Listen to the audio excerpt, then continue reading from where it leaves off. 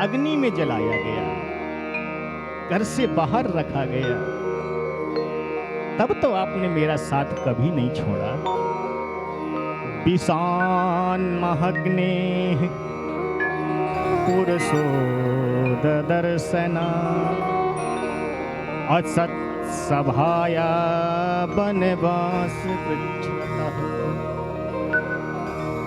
और आज जब सुख आया है तो आप जा रहे हो, ऐसे सुख को मैं कभी नहीं स्वीकार करना चाहती। सुख के माथे सिल पड़े हरि हृदय से जा, बलिहारी वा दुख की जो पल पल नाम रटा।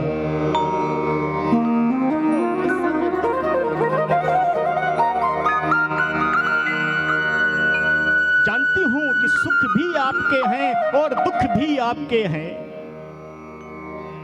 सुख भी मुझे प्यारे हैं, दुख भी मुझे प्यारे हैं। हो छोड़ूं मैं किसे भगवन, दोनों ही तुम्हारे हैं। छोड़ूं मैं किसे भगवन,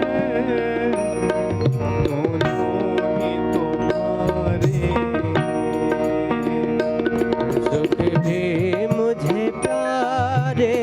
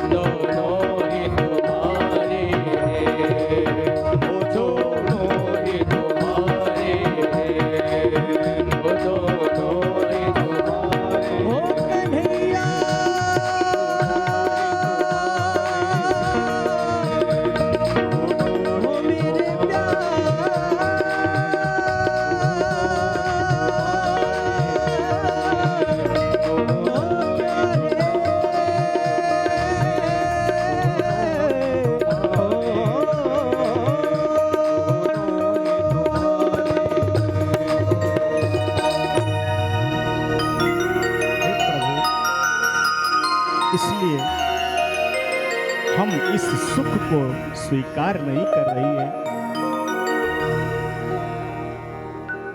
आप मेरे ऊपर संसार के सभी दुखों को डाल दो, लेकिन मेरे हृदय से आप मत जाओ। ठाकुर जी कहते हैं कि अहम भक्त पराधीन, मैं तो अपने भक्तों के अधीन हूं। प्रबल प्रेम के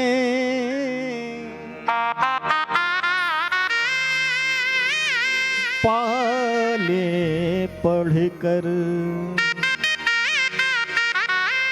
प्रभु को नियमों बदलते देखा, खुद का मान टले टल जाए,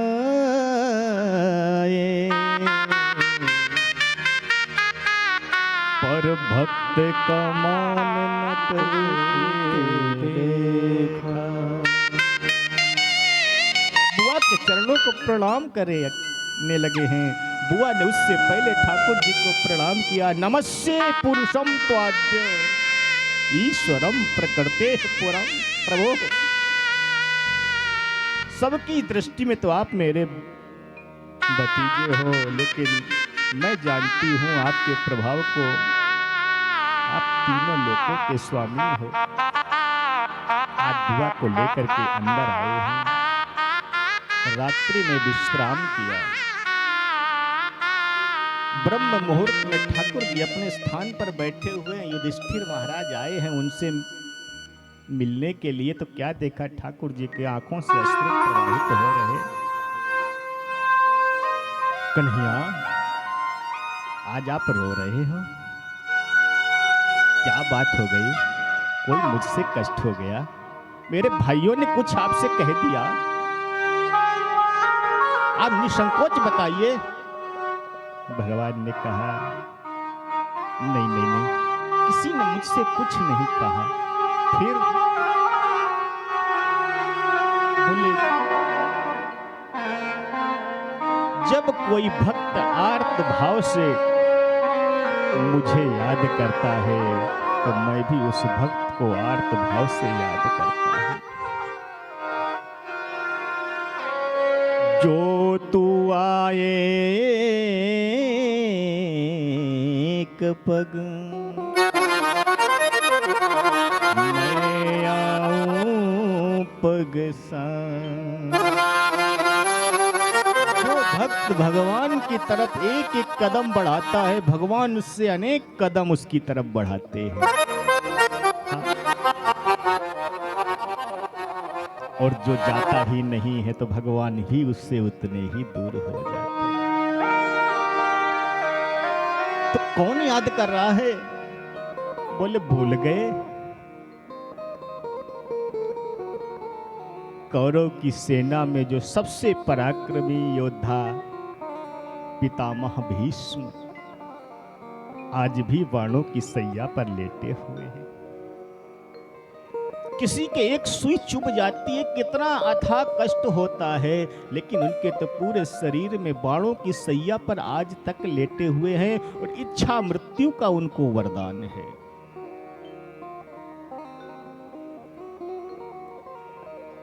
समय उनका उत्तरायण आने वाला है और वो मुझे आर्त भाव से पुकार रहे। युधिष्ठिर ने तुरंत व्यवस्था की। बोले, चलो प्रभु, हम सभी चलते हैं उनसे मिलने। आज सभी पांडव पितामह के पास में पहुंचे। पितामह प्रणाम, आशीर्वाद है, यशस्वी भव, चिरंजीव भव, दीर्घजीवी भव। द्रौपदी, कुंती आदि ने प्रणाम किया। द्रौपदी ने जैसे प्रणाम किया, सौभाग्यवती भव, पुत्रवती भव, ऐश्वर्यवान भव। लेकिन नजर उनको जिसको खोज रही, वो अभी तक नहीं आया।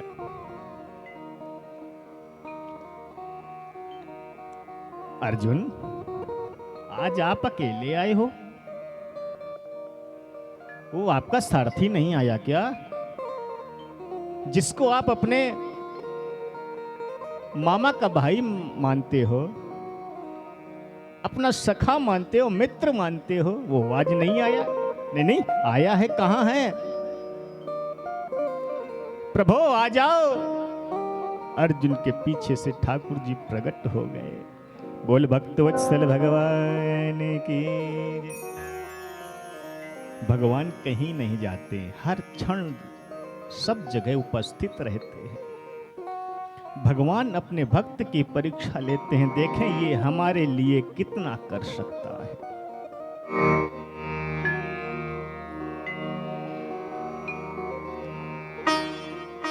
प्रभु आपको कुछ याद है क्या? मुझे सब याद है, आप भूल गए हों तो हो सकता है। जिस समय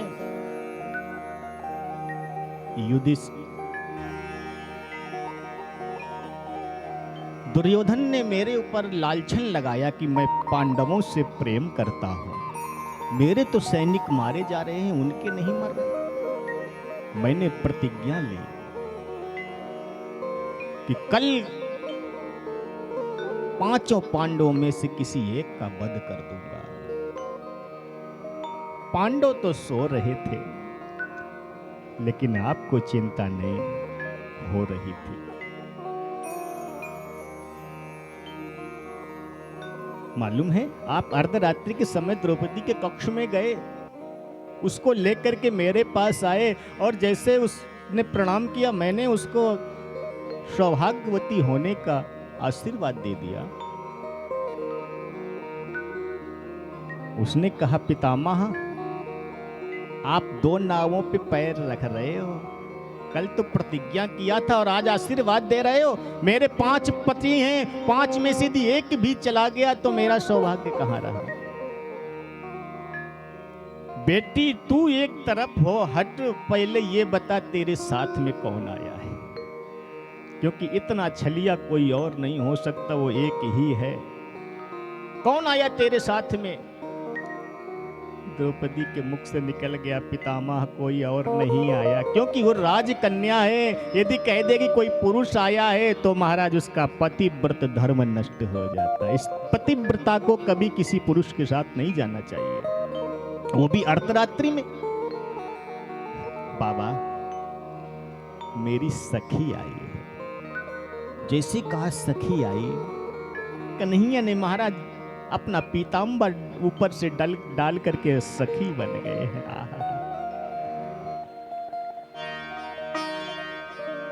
कहां है? बोले दरवाजे पर खड़ी है। पितामह दौड़ करके गए, सखी ने अपना मुख तो दिखा दे। ठाकुर जी अंदर से इशारा कर रहे, नहीं मैं किसी को अपना मुख नहीं दिखाती। बोले प्रभु आज तो मैं आपका मुख देखे बिना नहीं रह सकता। जैसे पीताम्बर को खींचा, प्रभु मुझे देख करके बड़ा आश्चर्य हुआ कि उस पीताम्बर में लपटी हुई द्रौपदी की चप्पलें ठाकुर जी के बगल में थी। जैसे खींचा तुम्हारा तड़ाक से जमीन पर गिर गई। प्रभु ने वो क्षण आज भी नहीं भूला कि आप अपने भक्त के लिए क्या नहीं करते, और जिसका रक्षक कृष्ण कन्हैया हो उसको कौन कोई मारने वाला है?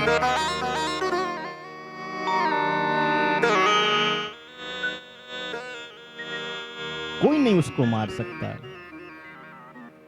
इसलिए प्रभु प्रातः काल जब युद्ध मैदान में पहुंचा, मेरे बाणों से अर्जुन का महाराज पूरा रथ ढक गया।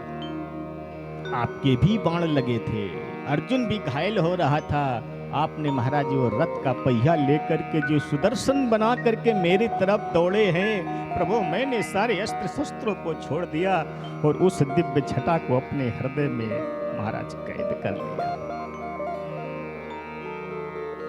आज मुझे शंख चक्र गदा पद्म लेकर के चतुर्भुज रूप में दर्शन दे रहे थे। आपका जो पीताम्बर था ना, वो पृथ्वी को आश्वासन दे रहा था। पृथ्वी हिलने लगी। अरे बोले ये कैसे परमात्मा है, इन्होंने तो अपने वाणी को असत्य कर दिया था। इन्होंने कहा था कब? बोले जब एक बार अर्जुन और दुर्योधन दोनों ठाकुर जी के पास में सैन्य शक्ति को मांगने गए। अर्जुन तो ठाकुर जी के चरणों में बैठ गए और दुर्योधन उनके सिर की तरफ बैठ गया। ध्यान से सुनना, जब किसी से कुछ लेना हो तो छोटा बन के जाओ, बड़ा बनोगे तो कुछ नहीं।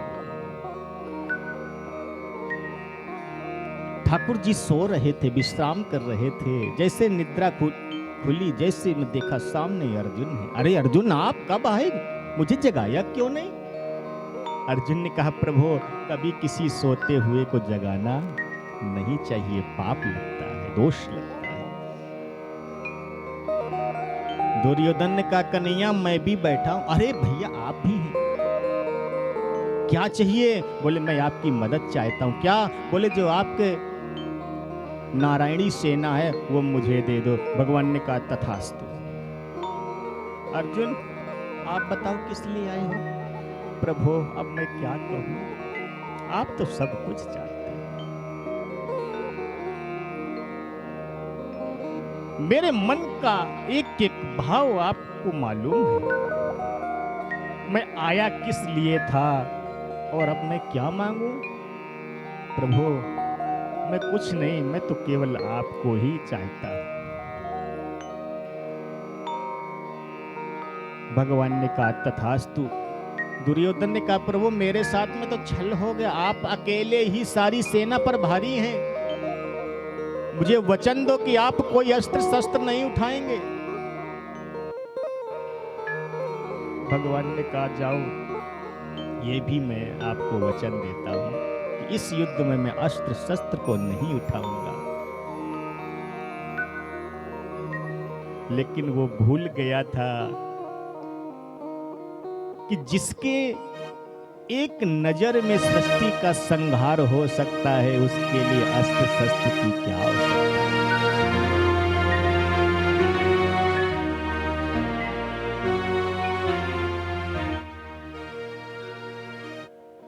महाराज आज मुझे वो सब याद है। पृथ्वी को सांत्वना मिली, खड़ा हो गया, आपने मुझे आशीर्वाद दिया। प्रभु मैं उसी दृश्य को दोबारा देखना चाहता हूं। भगवान ने कहा पागल हो रहे हो? जो समय एक बार निकल जाता है जीवन में कभी नहीं आता है।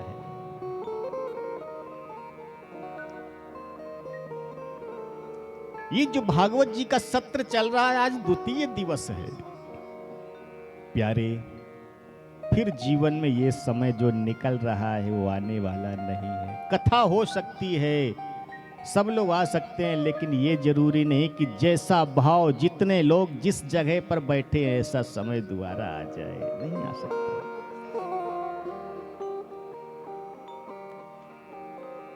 प्रभु मेरी एक पुत्री है,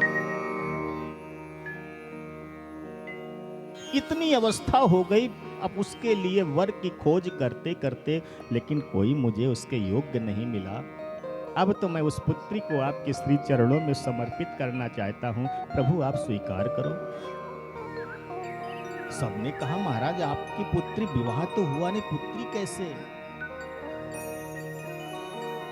बोले मैंने अपनी बुद्धि को ही पुत्री मान रखा है। प्रभु अपने मन के, अपने बुद्धि को आपके श्री चरणों में समाहित करना चाहता हूं। भगवान ने तथास्तु किया है, सबको ज्ञानोपदेश दिया है। हे पांडवों, ये जो जीवन है आया है सो जाएगा।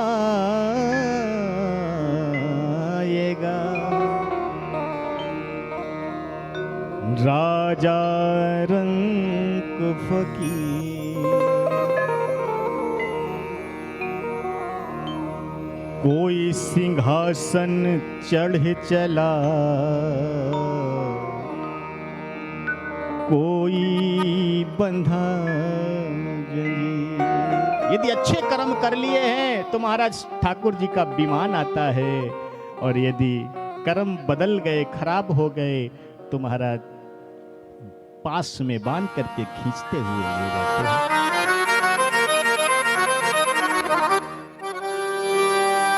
जीवन के अंतिम सफर में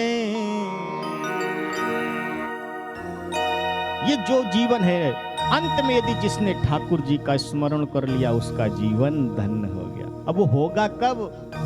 जब आप बचपन से उसकी तैयारी करना प्रारंभ करोगे। साल भर आप किताब खोल करके न देखो और 1 साल बाद पेपर दे के आओ, पास हो जाओगे। इसलिए अभी से तैयारी करो, तब जाकर के अंत समय में ठाकुर जी का नाम निकलेगा। जीवन के अंतिम सफर में जाना है जरूर, यार बड़ी दूर, यार बड़ी दूर, यार बड़ी दूर, यार बड़ी दूर, यार बड़ी दूर, यार बड़ी दूर, यार बड़ी दूर, यार बड़ी दूर। सभी लोग भाव से श्री राधे।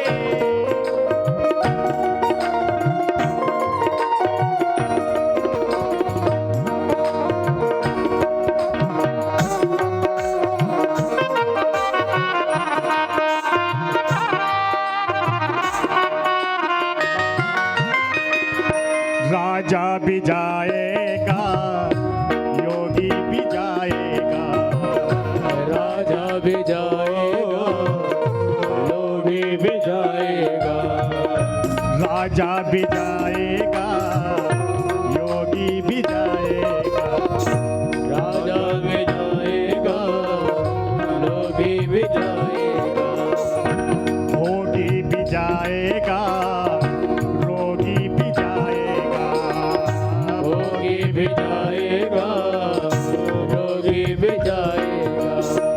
जाएगा न संग कुछ भी, जाएगा न संग कुछ भी, जाएगा न संग कुछ भी, करे क्यों गुरु, यार बड़ी दूर, यार बड़ी दूर, यार बड़ी दूर, यार बड़ी दूर।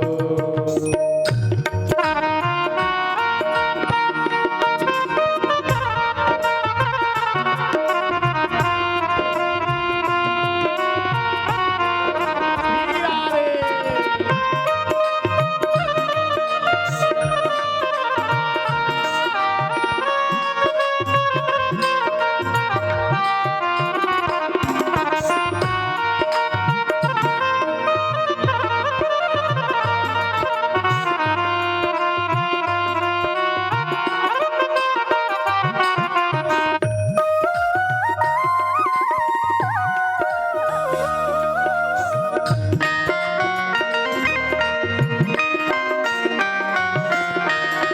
कोई जाए दिन में, कोई जाए रात में, कोई जाए दिन में, कोई जाए रात में। जो भी आया है एक दिन सबको जाना है। कोई दिन में जाता है, कोई रात को जाता है। कोई जाए दिन में, कोई जाए रात में, कोई कोई जाए दिन में,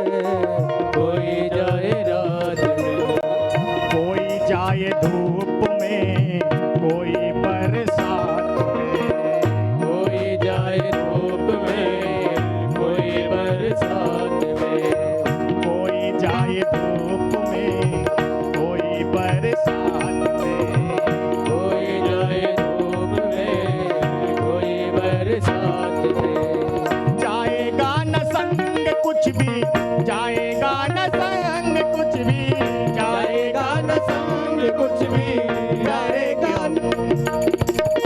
करे क्यों गुरु यार बड़े दूर, यार बड़े दूर।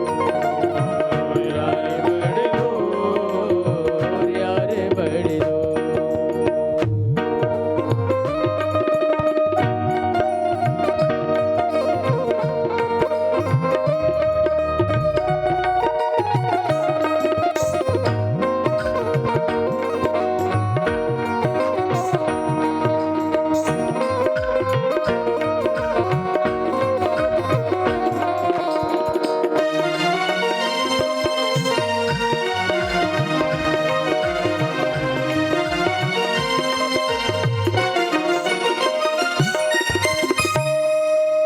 आज महाराज भीष्म पितामह ने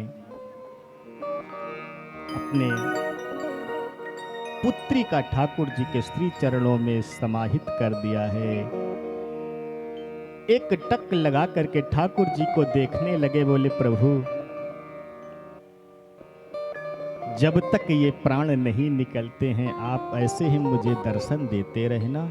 ठाकुर जी ने विचार किया, इनको तो इच्छा मृत्यु का वरदान है, मैं कब तक यहाँ खड़ा रहूंगा। हाँ, थोड़ा सोचने लगे। पितामह ने कहा कन्हैया ऐसे मुंह लटका के खड़े होने के लिए नहीं बुलाया है, आप तो अपनी मंद मंद मुस्कुराहट जैसे भक्तों को दिखाते हैं ना, आप कभी आइए वृंदावन में, हमारे श्री ठाकुर बांके बिहारी जी का दर्शन करो। आहा, देख करके लोग आनंदित हो जाते हैं।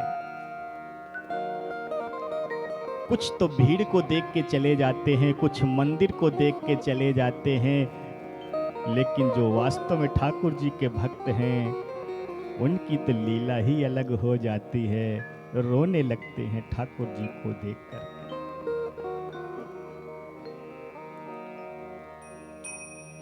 भगवान कहते हैं जो जैसा है वैसा ही मेरे पास आए ना, मैं उसका कल्याण कर देता हूं।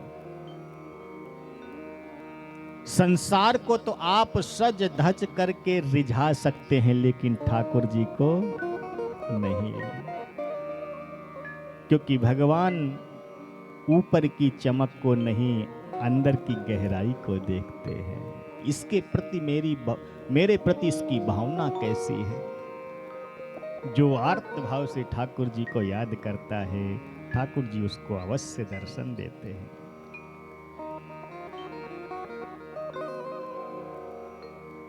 ठाकुर जी मुस्कुराने लगे हैं। उसी मुस्कुराहट में महाराज समय आया है और उन्होंने महाराज अपने शरीर पांच भौतिक तत्व को छोड़ दिया है। उनका अंतिम संस्कार कराया गया। ठाकुर जी आज आए हैं और अर्जुन को लेकर के द्वारिकापुरी की ओर प्रस्थान कर गए। बोल वृंदावन बिहारी लाल की जय। इस प्रकार महाराज आज सूत जी शौनकादि ऋषियों को सुना रहे हैं और सनक सनंदन सनातन सनत कुमार नारद आदि सभी ऋषियों को सुना रहे हैं।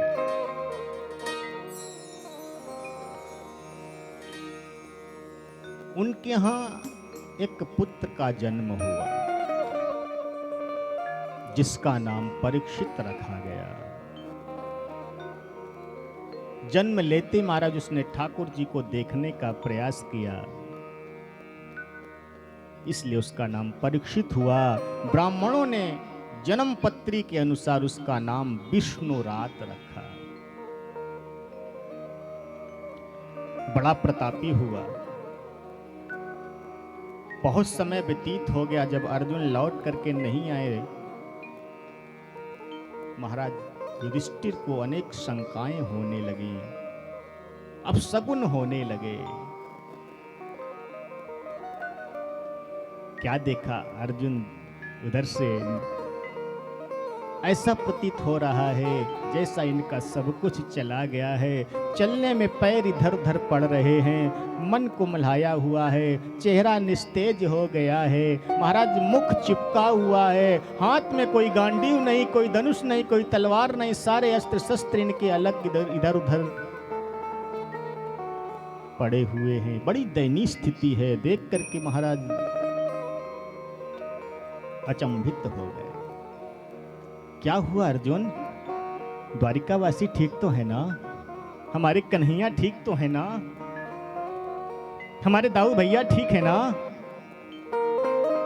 क्या अगम्या से गमन हो गया? क्या साधु संतों का अपमान हो गया? क्या किसी वृद्ध को, किसी बालक को, किसी अतिथि को भोजन कराने से पहले आपने भोजन कर लिया? बहुत बड़ा दोष होता है। हमारे घर में अतिथि आया हो और उसको भोजन न कराएं, हम भोजन कर लें, बहुत बड़ा दोष होता है। क्या बात है? चरणों में गिर गए, बोले भैया ऐसा कुछ भी नहीं हुआ। फिर बोले हम वंचित हो गए। किससे? बोले वंचितो हम महाराज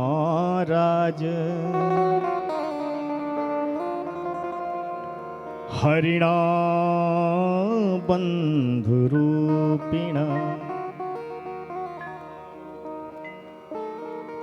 वंचित हो गए किससे? बोले हमारे जो जीवन रक्षक थे, श्री द्वारिकाधीश हमारी कन्हैया, वो इस धराधाम को छोड़ करके गोलोक को जा चुके हैं। जैसे कुंती ने सुना कन्हैया जा चुके हैं, तुरंत महाराज उन्होंने अपने शरीर को त्याग दिया। मां का अंतिम संस्कार करके महाराज पांडव भी परीक्षित को राजा बना करके वहां से महाराज हिमालय की ओर प्रस्थान कर गए। और धीरे धीरे वहां से महाराज बद्रिका आश्रम में घूमते घूमते उत्तराखंड में चल जा रहे हैं, स्वर्गारोहण की तरफ चले गए। आप लोग यदि कभी बद्रीनाथ गए होंगे, वहां 2 बार इस दास का जाना हुआ है। बड़ा सुंदर स्थान है, जहां व्यास जी ने भागवत लिखी है, उसका जो ऊपर का जो पत्थर है वो ऐसा प्रतीत होता है जैसे किसी ने पन्ने पन्ने रख करके उसको बड़ा किया है। व्यास गुफा है, गणेश गुफा है। सरस्वती ने महाराज बड़ा वहां कलरव करना प्रारंभ कर दिया था, तो उनको श्राप दे दिया। बोले अपने वेग को शांत कर लो। तो कुछ दूरी पे जाकर के सरस्वती महाराज अलकनंदा में समाहित हो गए, संगम हो गया। बहुत तीव्र वेग है। और ये दास तो सरस्वती में भी जाकर के स्नान किया और अलकनंदा में स्नान किया। बहुत ठंडा जल है वहां का। उससे आगे वसोधरा है, जिसके ऊपर उसकी धारा गिर जाती है, उसके पास में कहते हैं कभी लक्ष्मी की कमी नहीं रहती। आज से कई साल पहले जब गए थे कथा में, तब तो केवल जल गिरा था, उसका प्रभाव दिखा। अभी कुछ दिन 2-3 महीने पहले गए थे तो उसकी धारा में खूब स्नान किया है। हमारी वीडियो पड़ी है, देख लेना। बहुत बराबर थे उसमें। लोग देख करके डर रहे थे और 20-30 फीट नीचे उतर करके खाई में उसमें जाकर के स्नान किया और उसका प्रभाव आज दिख रहा है। कभी जाना, जाकर के दर्शन करना। प्रभु ऐसे ठाकुर जी से वंचित होकर के पांडव चले गए। परीक्षित ने चारों तरफ अपना राज्य स्वीकार किया है। अपने नगर का भ्रमण कर रहे थे, देखा धर्म रो रहा है, एक पैर से खड़ा है, 3 पैर टूट गए हैं। कामधेनु गाय वो भी रो रही है, उसको भी दंडित किया। किसने? बोले एक कोई दुष्ट उनको प्रताड़ित कर रहा है, तलवार निकालिया। कौन है? चरणों में गिर गया, बोले प्रभु मेरा नाम कलयुग है, मुझे क्षमा करो। बोले जा तू मेरे राज्य से निकल जा। बोले प्रभु मैं कहाँ जाऊँ, मैं जहाँ जाता हूँ आपका एक चक्रवर्ती साम्राज्य है, आपका ही दर्शन है। प्रभु मुझे कोई छोटा सा एक कोना दे दो, मैं उसी में निवास कर लूंगा। तेरे अंदर अवगुण कितने हैं? बोले अथाह, कोई गिन नहीं सकता मेरे अंदर कितने अवगुण हैं, लेकिन एक गुण है। हाँ? कौन सा? बोल जे सतयुग द्वापर त्रेता में 1000 वर्ष की तपस्या से फल नहीं मिलता है, वो केवल कलयुग में हरिनाम संकीर्तन करने से मिलता है। यत् फलम नास्ति तपसा न योगेन समाधिनः, तत्फलम लभते सम्यक् कलौ केशव कीर्तन।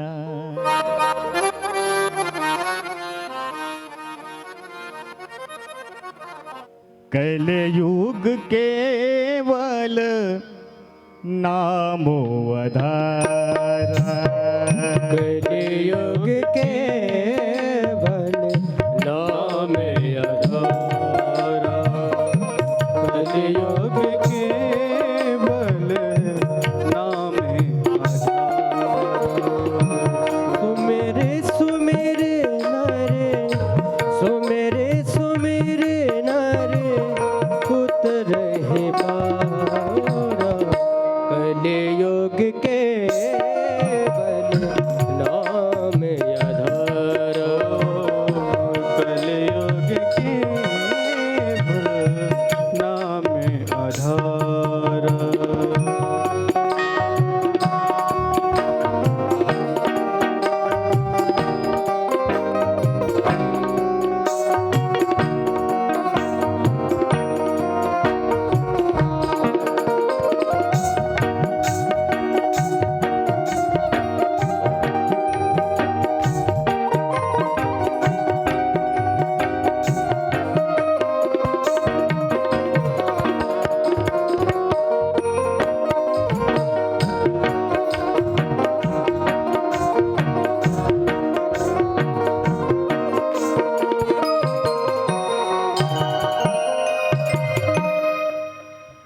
आज महाराज जैसे सुना है, कलयुग के इस गुण को महाराज देख करके मोहित हो गए। उसको 4 स्थान दिया है। कौन से? बोले द्यूतम। ध्यान से सुनना, कलयुग का कहां कहां वास है। द्यूतम, जहां असत्य बोला जाता है, जुआ आदि खेला जाता है। पानम, जहां मदिरा का पान होता है। स्त्रियां, जहां महिलाओं का अपमान होता है, उनके मान का हनन होता है, वहां कलयुग का वास है। शूना, जहां गौ ब्राह्मणों का अपमान होता है, उनका वध होता है, अपने से बड़ों का सम्मान नहीं होता है, वहां कलयुग का वास है। द्यूतम पानम स्त्रिया सूना, यत्रा धर्मश्चतुर्विधः।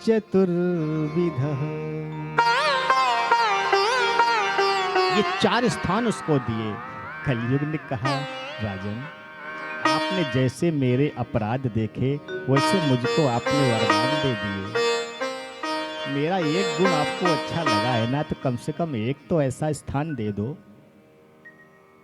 जिसमें कोई अतिथि आए तो उसमें बिठा करके उसका स्वागत कर सके। आप लोग भी अपने घर में एक कमरा बहुत अच्छा सजा के रखते हैं, उसको क्या बोलते हैं? हाँ, समझदार लोग हैं, नहीं बता रहे हैं। हाँ।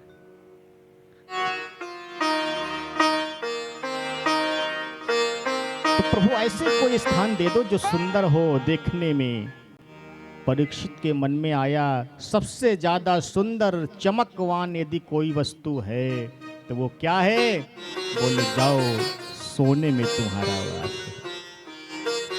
कलयुग का वास सोने में है। और सोना भी 2 प्रकार का है, ध्यान से सुनना। एक सोना जो आभूषण पहनते हैं गले में। कितनी भी सर्दी हो, गले में 4 तोले की चैन हो, तुम्हारा सारी बटन खुली होंगी।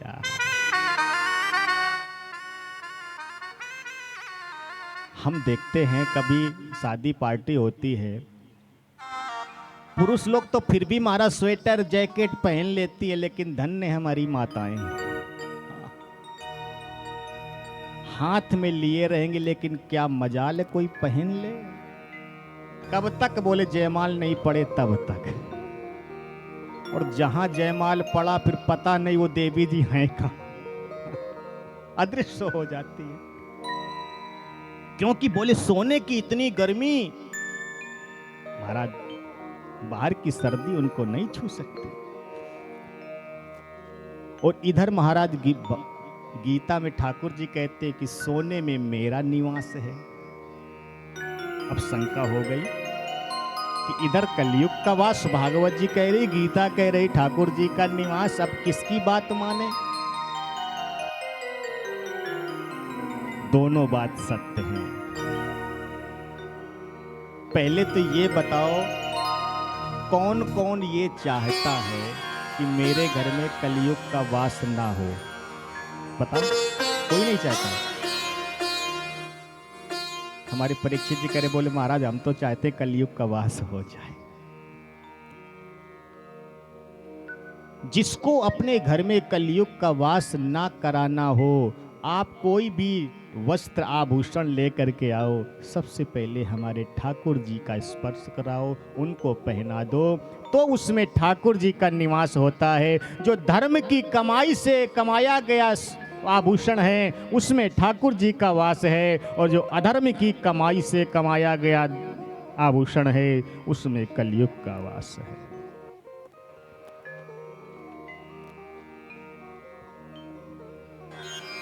कलयुग का प्रभाव, महाराज परीक्षित जी ने अधर्म का मुकुट धारण किया, जरासंध का, नगर के बाहर निकले, कलयुग उनके सिर के ऊपर बैठ गया, उनकी भावनाओं को परिवर्तित कर दिया, संत का अपमान हुआ, गले में सर्प को डाल दिया है, और महाराज लौट करके आए हैं। उनके पुत्र को मालूम हुआ, समीक ऋषि के पुत्र श्रृंगी को मालूम हुआ, तुरंत उसने श्राप दे दिया।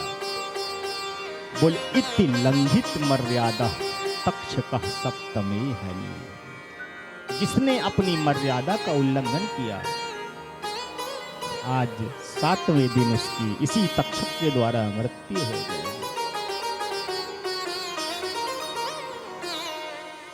बालक के रोने की आवाज जब पिताश्री को सुनाई दी, आंखें खुल गईं। क्या हुआ? बताया ऐसी सी बात है। अरे बेटा, वो राजा निर्दोष है, बिना कारण के तुमने उसको अपराध का दंड दे दिया। उसके सिर के ऊपर कलयुग का वास चल रहा था, उसके ऊपर ग्रह का वास चल रहा था, आपने उसको प्राण दंड दे दिया। जब कोई राजा नहीं होगा तो हम अपनी जो साधना निर्विघ्न तया कर रहे हैं वो नहीं कर पाएंगे। चारों तरफ हमारा अत्याचार बढ़ जाएगा, चोर जुआर आदि सब बढ़ेंगे। राजा को संदेशा दिया है, अपने मुक्ति का कारण खोज लो।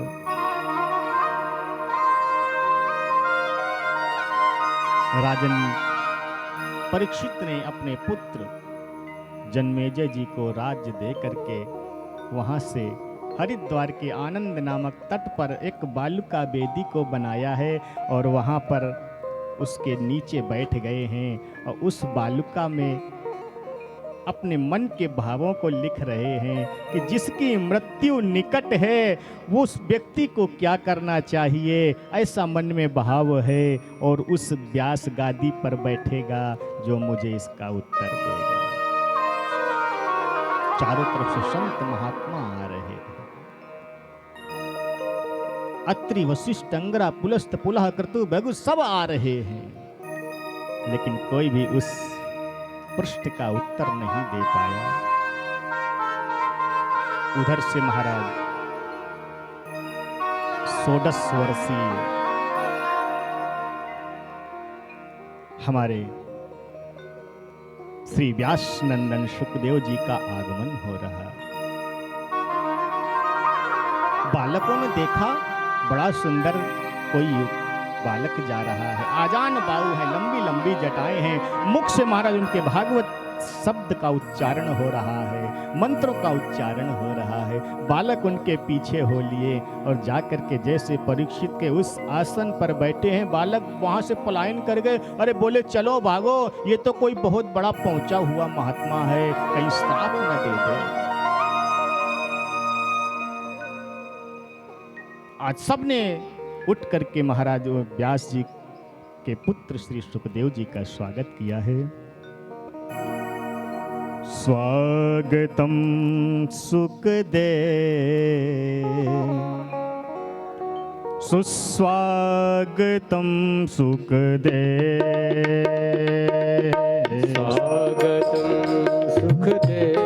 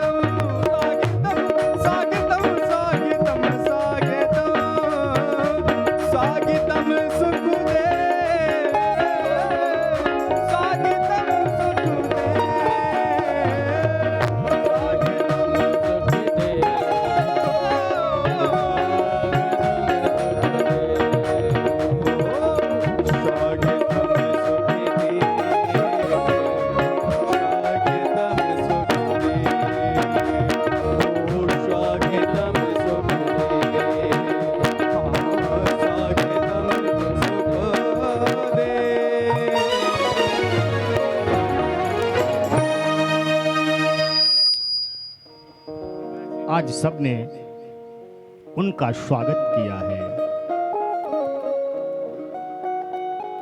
तम द्वष्ट वर्षम सुकुमार पाद, तम द्वय अष्ट यानी 16 साल की उनकी उम्र है। राजा परीक्षित ने कहा, राजन, संसार में एक आप ही ऐसे सौभाग्यशाली हैं जिसको पता है कि मेरी मृत्यु 7 दिन बाद है किसी को मालूम कि मैं 7 दिन बाद मरूंगा? एक पल कम नहीं मालूम। क्षण भंगुर है, कभी भी कुछ भी हो सकता है। आपके पास में 7 दिन हैं, 7 दिन ना होते, 7 घंटे ना होते, 7 श्वासें ना होती, उस समय भी यदि ठाकुर जी का नाम निकल जाता है, किसी भगवत भक्त का दर्शन हो जाता है, प्यारे तो उस जीव का कल्याण हो जाता है।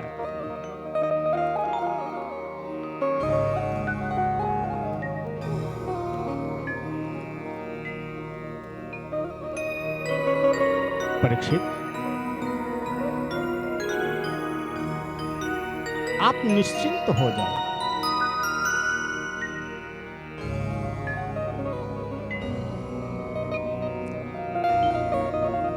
ये जो भगवान की लीला है ना, वो अनंत है। उनके जो नाम हैं वो भी अनंत हैं।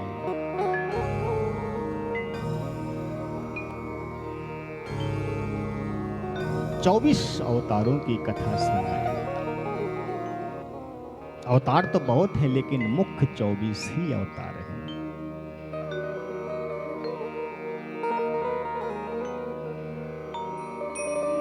जैसा अवतार ठाकुर जी का हुआ है, वैसे उनके कर्म बदल गए हैं।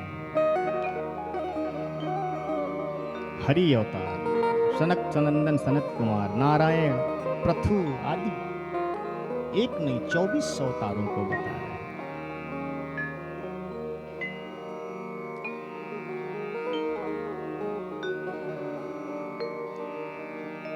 समय तो 5 बज चुका है।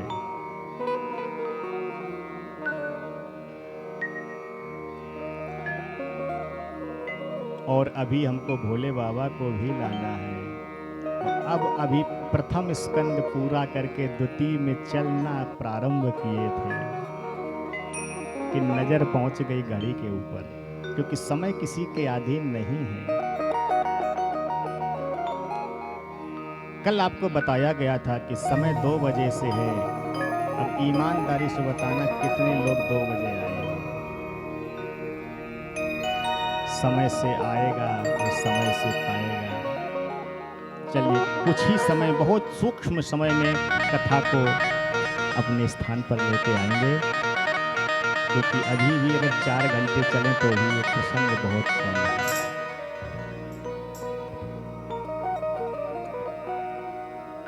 श्री नारायण के नाभि से ब्रह्मा की उत्पत्ति हुई।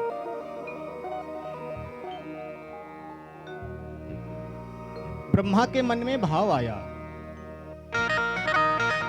कि मैं कौन हूं, कहां से आया, कैसे आया, किसने मुझे प्रकट किया। चारों तरफ देखा, उनके 4 मुख हो गए। जिस कमल पर बैठे थे उसमें उन्होंने अंदर प्रवेश किया। न जाने कितने वर्षों तक भ्रमण करते रहे, कोई उसका अंत नहीं हुआ। अपने आसन पर बैठ गए। आकाशवाणी हुई, हे ब्रह्मा तप करो। उन्होंने तपस्या प्रारंभ की। जब तपस्या प्रारंभ की तो भगवान प्रसन्न हुए। बाल मुकुंद का उनको दर्शन हुआ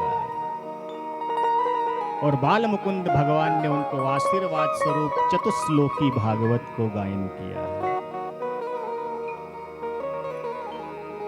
अहमेवा समेवाग्रे नान्यद्यत् सत्परम् पश्चादहं यदेतच्च योऽवशिष्येत सोऽस्म्यहम्।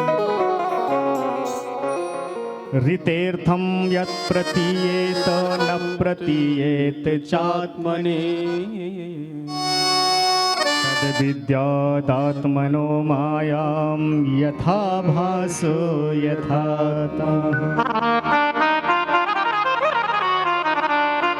यथा महन्ति भूतानि भूतेषु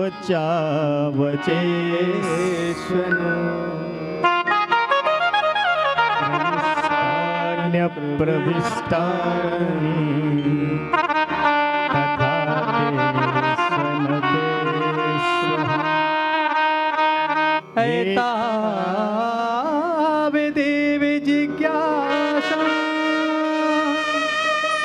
तथा क्या शुनात्मना अन्वेरथ रेखाभ्याम यतिशात सर्वत्र चतुश्लोकी भागवत महाराज गायन किया। आप इन 4 श्लोकों को जो नित्य गाता है वो संपूर्ण भागवत का फल प्राप्त करता है। कभी भी बद्रीनाथ आश्रम में जाइए, व्यास गुफा में इन चतुश्लोकी भागवत का गायन करने से बहुत बड़ा पुण्य होता है।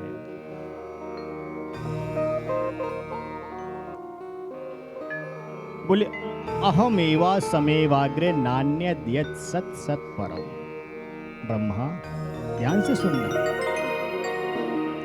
सृष्टि के पूर्व काल में भी मैं था। इसके अतिरिक्त ना स्थूल है ना सूक्ष्म है, और जो दोनों में का कारण था वो भी सब मैं ही था।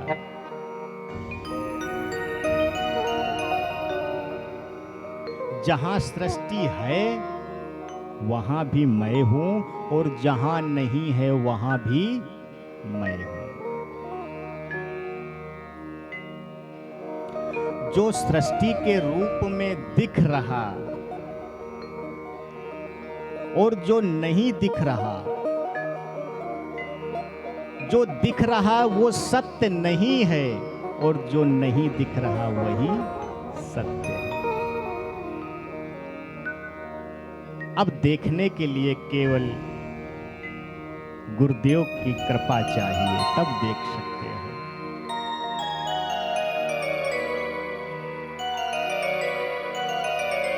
वास्तव में जो दिख रहा है वही मेरी माया है। आपने जादूगर को देखा होगा, जादूगर जो दिखाना चाहता है लोगों को वही दिखाई देता है। अभी एक वीडियो वायरल हो रहा था, एक जादूगर बाबा प्रेमानंद जी के पास में गया था। उसने ऐसा जादू दिखाया, बोले महाराज जी आपके घड़ी में समय कितना हो रहा है? बताया इतना हो रहा है। तुरंत उसने अपनी विद्या का प्रदर्शन किया। बोले देखो मेरी घड़ी में तो 5 मिनट कम है। बोले ऐसा कैसे हो सकता है? जैसे सबने देखा तो सब में 5 मिनट कम हो गया था। जादूगर ही हमारे ठाकुर जी हैं। वो जैसा जिसको चाहते हैं वैसे उसको नचाते हैं। ये जो हमारा 5 भौतिक तत्व है ना, प्रत्येक तत्व में ठाकुर जी विराजमान है। क्षितिजल पावक गगन समीरा, पंच रचित यह अधम शरीरा। और हमारे जब ठाकुर जी आए हैं ना, तो इन 5 तत्वों को ही पवित्र करने आए हैं। भगवान ने पृथ्वी को पवित्र किया मिट्टी खा करके, अग्नि को पवित्र किया दावानल पान करके, जल को पवित्र किया काली देह में प्रवेश करके, वायु को पवित्र किया हमारा जघासुर बकासुर आदि सबको ठाकुर जी के धाम में पहुंचा करके सबका भगवान ने शोधन किया है, सुंदर उनको बना, जो भी उसमें अवगुण थे सबको समाप्त किया।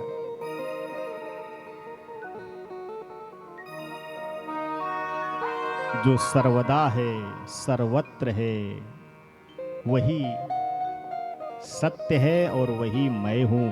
इसलिए प्रत्येक में मेरी आत्मा को समझ करके आप कार्य करना। उसमें अहमता ममता समता अपने मन में किंतु परंतु नहीं करना। जाओ तुम सृष्टि करो। बोले महाराज सृष्टि कैसे करेंगे, कुछ तो है नहीं। उन्होंने मानसिक सृष्टि प्रारंभ की। सनक सनंदन सनातन सनत कुमारों को प्रकट किया। बोले जाओ सृष्टि करो। बोले पिताश्री मेरा जन्म तो ठाकुर जी का भजन के लिए हुआ है, पलायन करके बोल श्राप दे दिया, बोले जाओ तुम 5 वर्ष से कभी बड़े नहीं होगे। बोले पिताश्री ये वरदान हो गया मेरे लिए, क्योंकि जो छोटा बालक होता है उसको किसी बात की चिंता नहीं है।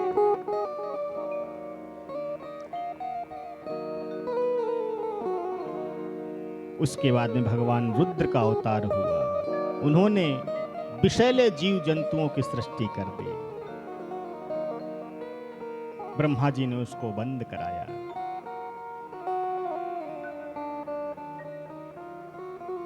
उनके नासिका से एक छोटा सा अंगुष्ठ के बराबर तेज पुंज निकला, जो देखते देखते पर्वताकार हो गया।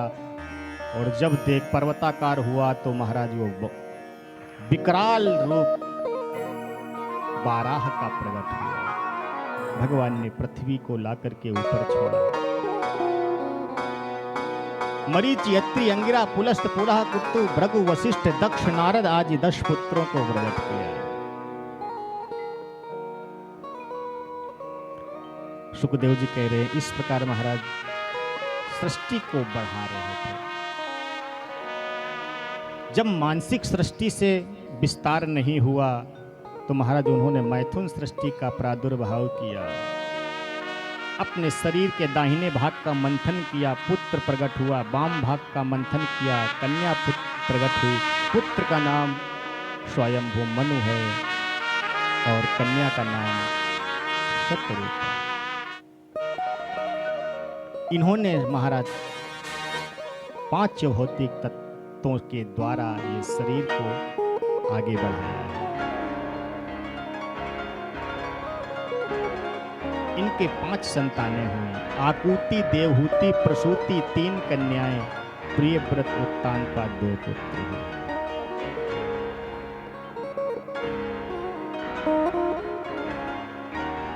एक दिन करदम जी अपने आश्रम में बैठ करके भजन कर रहे थे। मन में भाव आया यदि कोई ब्राह्मणी आ जाती तो हमारे ठाकुर जी का भजन पूजन करने में सहायक हो जाती। उसी समय महाराज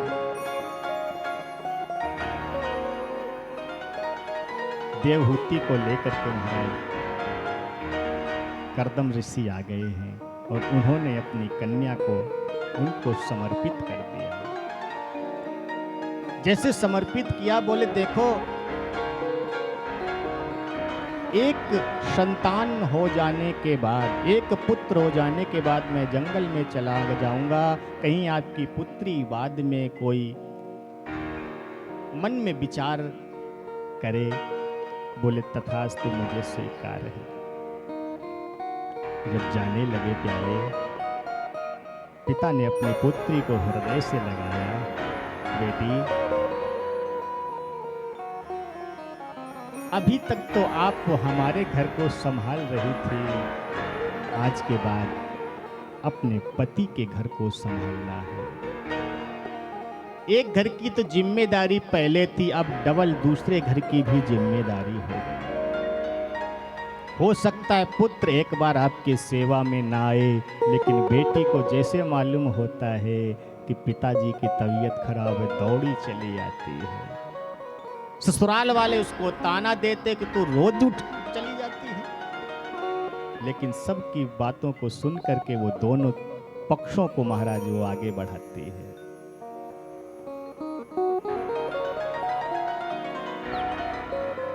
करदम जी की तपस्या में लीन हो गए।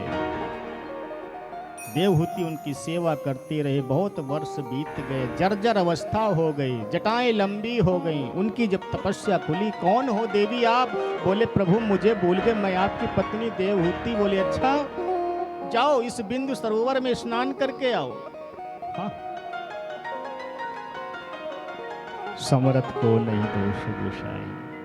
जैसे देवी स्नान करने गई हैं, डुबकी लगाई तो उसमें एक नहीं अनेक दासियां प्रकट हो गईं और सब हाथ जोड़ करके कह रही हैं, प्रभु देवी हम सब आपकी दासी हैं, मुझे स्वीकार करो। वयम कर्म करीस्तुभ्यम साधि किम करवाणिव। इत्र फुले ला करके सुंदर उसका स्नान कराया। सुंदर स्नान करते महाराज वो 16 वर्षीय की तरीके से महाराज एक युवती बन गई। बाहर निकली, अपने पति को देखा, जर्जर अवस्था में बैठे हैं। मन में थोड़ा खेद आया, अश्वनी कुमारों को बुलाया और महाराज जैसे उन्होंने सुंदर जड़ी बूटी ली, वो भी अपने आप को महाराज उसी के योग्य बना लिया।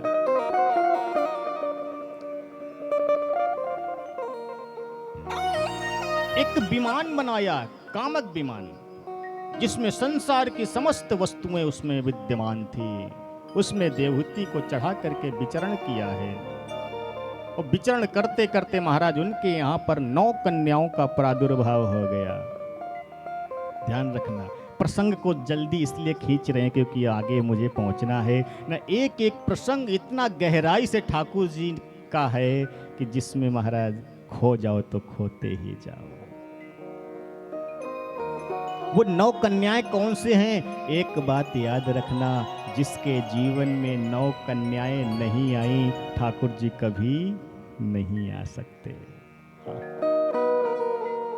अब आप विचार कर रहे होंगे, एक कन्या में तो महाराज इतना करना पड़ता है और 9 कन्याओं के लिए तो महाराज कैसी व्यवस्था बनेगी? वो 9 कन्याएं कौन सी हैं? बोले वो नवधा भक्ति है। जो ठाकुर जी के भक्त होते हैं वो विवाह के करने के पश्चात दोनों तपस्या में लीन हो जाते हैं, और जो सांसारिक होते हैं वो सांसारिक धर्म में रत हो जाते हैं। आज इस विमान में बैठ करके महाराज इतनी ठाकुर जी की तपस्या की, इनके यहाँ 9 कन्याओं का प्रादुर्भाव हो गया। श्रवणम कीर्तनम विष्णु स्मरणं पादसेवनं अर्चनं वन्दनं दास्यं सख्यमात्मनिवेदनं। ये नवदा भक्ति है, उनके हृदय में आ गई। जैसे देखा देवी, मैंने एक पुत्र के लिए बोला था, ये तो 9 कन्याएं हो गई। कमंडल उठाया, जाने लगे, चरणों को पकड़ लिया। स्वामी कहाँ जा रहे हो? ये कन्याएं तो पराया धन है, मेरा उद्धार कैसे होगा? आपने कहा था एक पुत्र, याद आया। जिस समय मैं तपस्या कर रहा था, नारायण ने मुझे वरदान दिया था कि मैं तुम्हारे यहाँ पुत्र बन करके आऊंगा।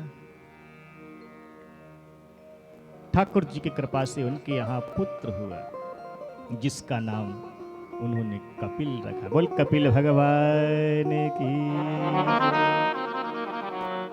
कपिल भगवान के आते ही पिताजी तो वहां से निकल के चले गए हैं। मैया आज कपिल भगवान के पास में जाकर के बोली है, बेटा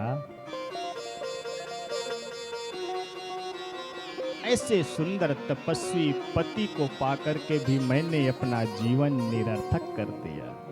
जीवन का सार तत्व चला गया। बेटा अब कोई उपाय बताओ।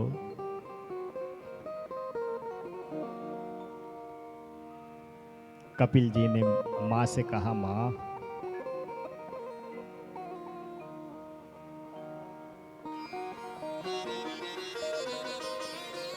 ये जो संसार है ना, असार है। जो इसमें रमण करने लगा वो अपने आप को भूल जाता है।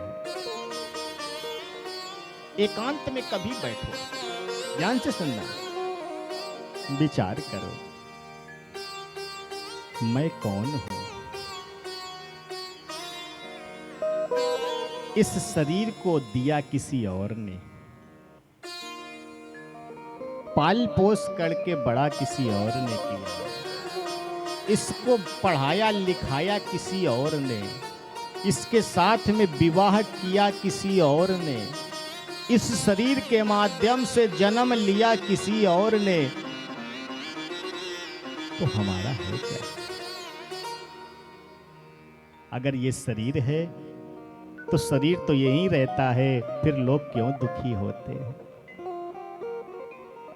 एक समय था बालक थे, धीरे धीरे बढ़ते बढ़ते युवा हो गए, वृद्ध हो गए, शरीर नासवान है।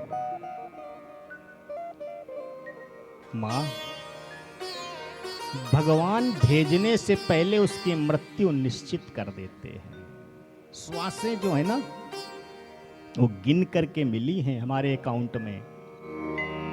अब हम उनको एक साथ खर्च कर लें, एक साल में खर्च कर लें, पूरे जिंदगी में खर्च कर लें, ये आपके ऊपर है।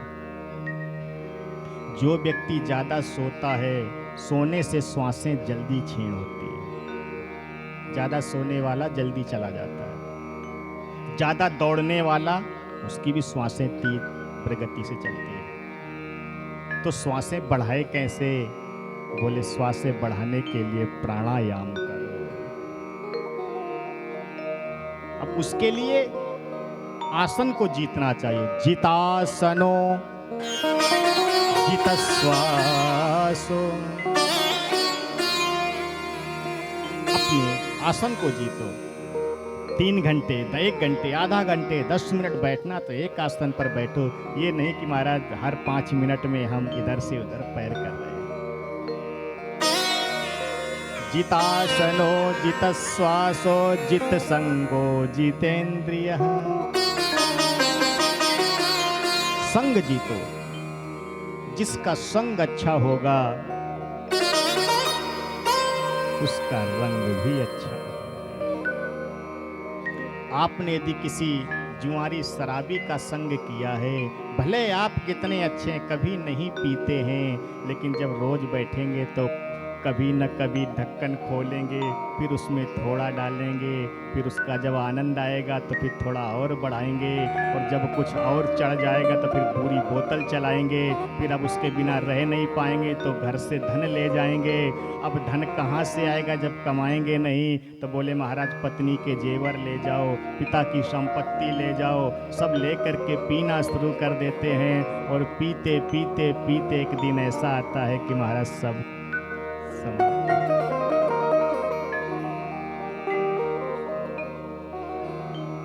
मां, इसलिए श्वासें गिन करके दी है। श्वास श्वास पर कृष्ण भज, प्रथा श्वास जन खो। ना जानिया श्वास को आवन हो ये न हो। इसलिए मां, सांसों का कोई भरोसा नहीं है, कब रुक जाए कहां पर कोई नहीं जानता है। बड़ा दिव्य ज्ञान महाराज आज अपनी मां को दे रहे हैं। सांसों का क्या भरोसा, हे मां, सांसों का क्या भरोसा, रुक जाए कब कहाँ पर। सांसों का क्या भरोसा, कब कहाँ पर। सांसों का क्या भरोसा, रुक जाए कब कहाँ पर। सांसों का क्या भरोसा, रुक जाए कब कहाँ पर। कर जाओ काम ऐसा, कर जाओ काम ऐसा, छा जाए तो यहाँ पर। कर जाओ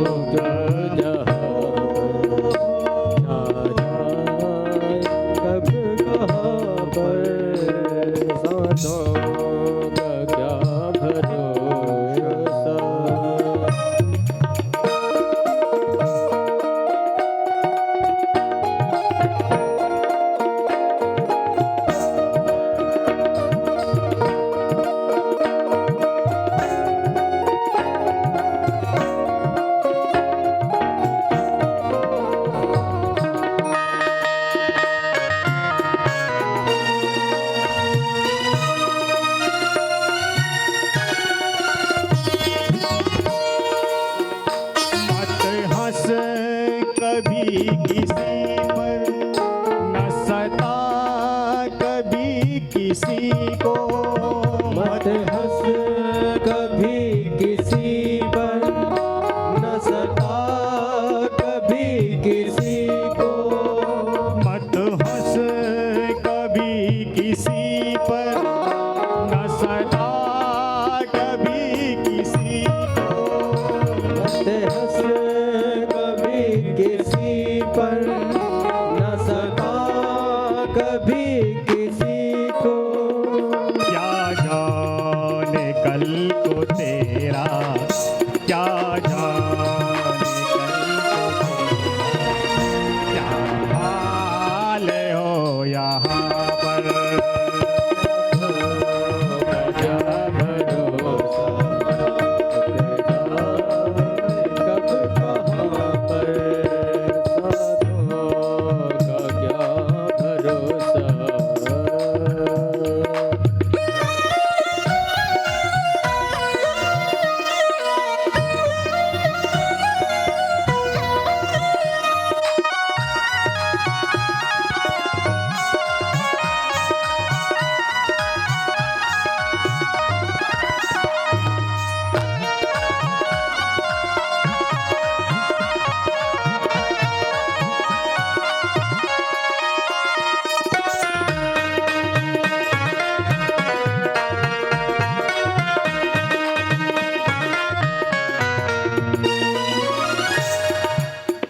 हे माँ, इसलिए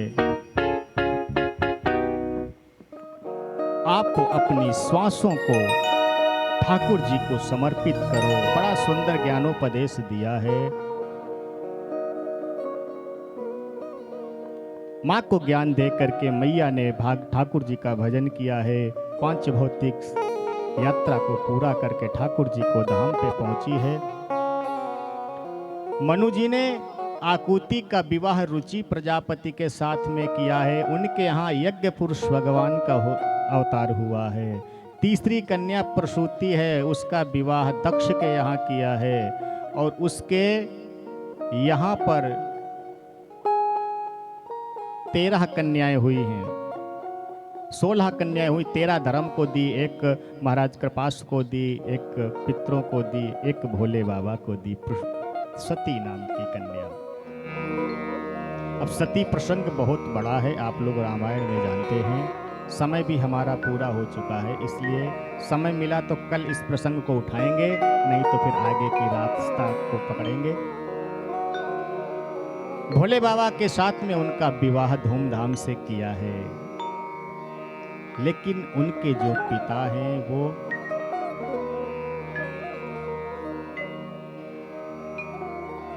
रुष्ट हो गए। सभा में उनका अपमान हो गया। उस अपमान का बदला लेने के लिए उन्होंने यज्ञ को किया। जब कोई यज्ञ होती है, ये भागवत भी एक यज्ञ है, और इस यज्ञ में यदि हमारे अंदर द्वेष भावना बनी रही तो आपको यज्ञ करने का कोई फल नहीं है। ये कथा बोल रही है, ध्यान से सुनना। सबको निमंत्रित किया, अपनी पुत्री को नहीं बुलाया। मैया को जब जानकारी हुई, बिना बुलाए चली आई। सभी बहनें मुस्कुरा करके उनका स्वागत किया। यहाँ 2 भाव हैं। सादर भले ही मिली एक माता, भगिनी मिली बहुत मुस्कुरात। मुस्कुराने के 2 कारण हैं। एक तो ये कि बहुत दिन में मिली, हृदय से लगा लिया। दूसरा ये कि हमको तो बुलाया।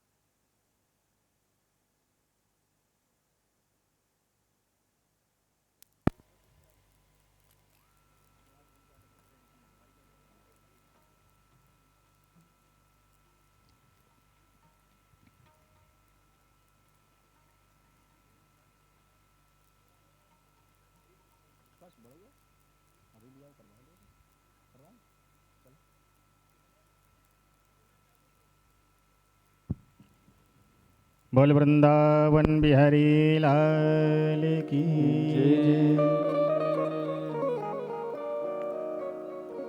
यज्ञ में गई हैं, अपने पति का अपमान देख करके उन्होंने अपने योगाग्नि के द्वारा शरीर को शांत कर लिया है। अंत समय में उन्होंने भोले बाबा का स्मरण किया है। सती मरत हर्षन बर मांगा, जन्म जन्म शिव पद अनुरागा। प्रभु मेरा जन्म जन्मांतर आप में ही अनुराग रहे, ऐसी मुझे कामना।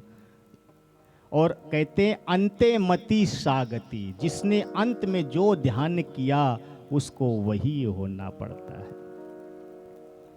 आजकल लोग अपने घरों में मनुष्यों से ज्यादा जानवरों से प्रेम करना प्रारंभ कर दिए हैं। गांव देहात में तो खैर ठीक है, पालतू जानवर रखे जाते हैं, लेकिन शहरों में खतरनाक। दरवाजे पर लिखा रहता है कुत्ते से सावधान। अब ये नहीं समझ में आता है उसमें कौन कुत्ता है। पहले क्या लिखा जाता था? वेलकम, स्वागतम, सुस्वागतम, स्वागत करते थे। आज महाराज भाषा बदल गई। उस कुत्ते से इतना प्रेम करते हैं, उसी के साथ बैठते हैं, उसी के साथ सोते हैं, उसी के साथ खाते हैं। 24 घंटे महाराज बस उसी में मन लगाए रहते हैं। और अंत में जब उनका शरीर शांत होता है तो कुत्ते का स्मरण करते हैं, तो अगले जन्म में। आजकल देखो कुत्तों की बहुत महाराज वो बढ़ गई है। कितने महंगे महंगे कुत्ते आते हैं, आदमी फिर भी सस्ता मिल जाएगा। हाँ, आदमी हो सकता है 1-2 रोटी से सूखी से काम चला लेगा, उनका जो भोजन आता है उसको देखो। तो महाराज इन्होंने अंत समय भोले बाबा को याद किया है। भोले बाबा जिसको जो याद करता है उसको अवश्य देते हैं। समय आया, बाबा की कृपा से यज्ञ अपूर्ण हुआ। बाद में देवताओं के प्रार्थना पर यज्ञ को पूर्ण किया है। बाबा तपस्या में लीन हो गए। देवताओं ने जाकर के उनसे याचना की है, प्रभु अब आप अपनी तपस्या को त्यागो। क्यों? बोले आपकी जो देवी जी हैं वो हिमालय के यहाँ जन्म ले चुकी हैं, उनके साथ में विवाह करना है। शिव नाम से है जगत में उजाला,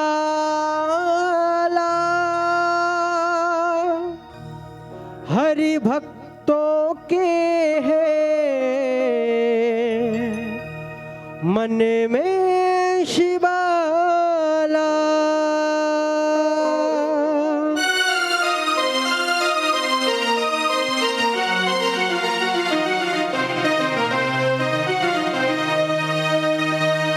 हे शंभु बाबा मेरे भोलेनाथ, तीनों लोक में तू ही तू। श्रद्धा सुमन मेरा मन बेल पत्री, जीवन भी अर्पण कर दूं। हे शंभु बाबा मेरे भोलेनाथ, तीनों लोक में तू ही तू।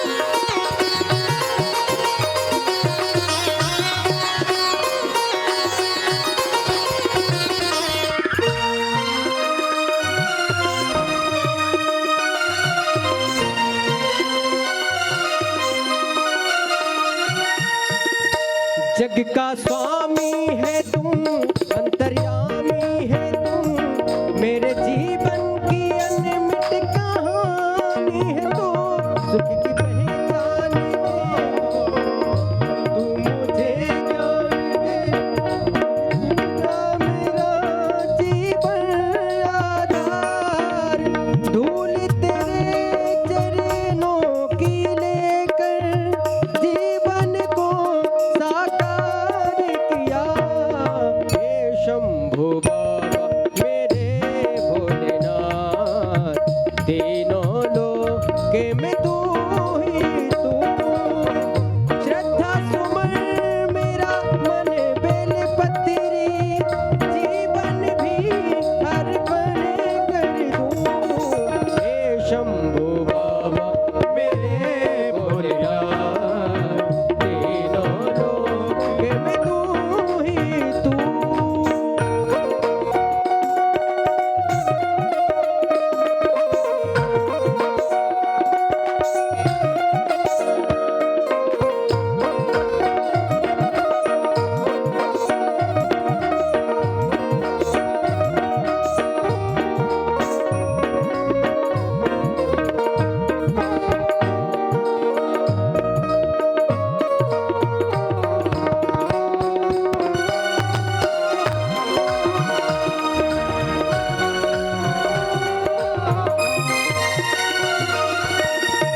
मन में है कामना और मैं कुछ चाहूं ना, जिंदगी भर करूं तेरी आराधना, सुख की पहचान दे, तू मुझे ज्ञान दे, प्रेम सबसे करूं ऐसा वरदान दे, तूने दिया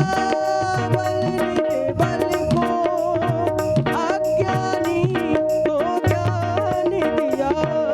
हे शंभु बाबा मेरे भोलेनाथ, तीनों लोक में तू ही तू, श्रद्धा सुमन मेरा मन बेलपत्री, जीवन भी अर्पण कर दूं। हे शंभु बाबा मेरे भोलेनाथ, तीनों लोक में तू ही तू, तीनों लोक में तू ही तू, तीनों लोक में तू ही तू।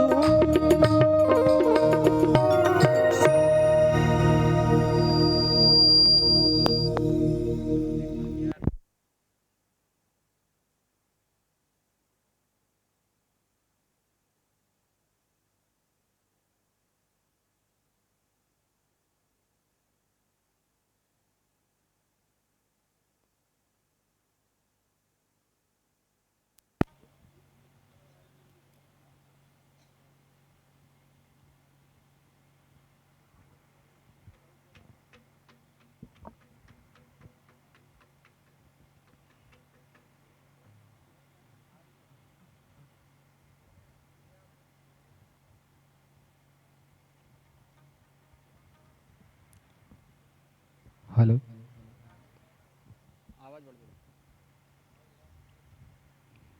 इस प्रकार आज देवताओं ने भोले बाबा से याचना किया है।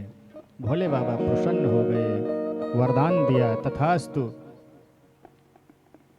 आज महाराज सब ने अपने अपने घर से बारात की तैयारी करके निकलना प्रारंभ किया है। भोले बाबा ने बागंबर पहन लिया। ब्रह्मा विष्णु महेश देवता यक्ष किन्नर भूत प्रेत पिशाच आज सब एकत्रित हो गए हैं। भगवान नारायण ने देखा, बोले बाबा आप इस अवस्था में विवाह करने जाओगे? जहां जाओगे वहां से लोग भाग और जाएंगे। हाँ? क्यों? बोले बागंबर पहने, सांप बिच्छू लपेटे हुए हैं। जहां पर एक सर्प निकल आता है ना तो लोग मैदान छोड़ करके भाग जाते हैं। यहां तो अनेक सर्प है। बिच्छू महाराज उनके शरीर में घूम रहे हैं, भूत प्रेत उनके साथ में चल रहे। भोले बाबा ने कहा देखो बारात हमारी है कि आपकी है? बोले आपका है। तो बोले हमको जैसा मन होगा वैसे। तो भाई कहते ना दूल्हे का जो मन होगा वही तो वस्त्र पहनेगा। आजकल तो फैशन का जमाना, पहले से ही महाराज लड़का और लड़की जा कर के एक ड्रेस बनवाते हैं। तब कहाँ ऐसा जमाना था कि महाराज मैया पार्वती भोले बाबा जहाँ कहीं भी ड्रेस चयन करके आए। ठाकुर जी ने कहा बाबा आप अवघड़दानी है, कुछ भी कर सकते हैं। बाबा आप अपनी बारात लेके चलो। एक तरफ महाराज भोले बाबा हैं, एक तरफ से हमारे ठाकुर जी लेकर के सबको चल रहे हैं आगे आगे। कोई एक पैर से, किसी के पैर ही नहीं, कोई दौड़ के चल रहा, कोई उड़ के चल रहा, कोई नाच रहा, कोई गा रहा। अनेक प्रकार से बाबा की बारात चल रही है और अभी हमारे भोले बाबा का आगमन होगा। आप सब लोग पहले हमारे यजमान जी आकर के बाबा का पूजन करेंगे। जिसका करना हो पूजन कर लें और इसी के साथ में आज कथा का सत्र विश्राम करेगा। कल इसी समय आपको नरसिंह और प्रहलाद की कथा सुनाई जाएगी। दर्शन भी आपको कराया जाएगा। कथा समय 2 बजे से 5:30 तक है और 5:30 से ऊपर हो गए हैं।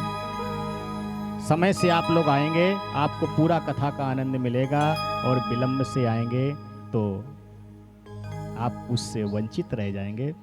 आइए, हमारे बाबा की बारात आ रही है, आप सब लोग उनका स्वागत करेंगे और सभी लोग जय जयकार करते हुए उनका आर्त भाव से पूजन स्वागत करेंगे।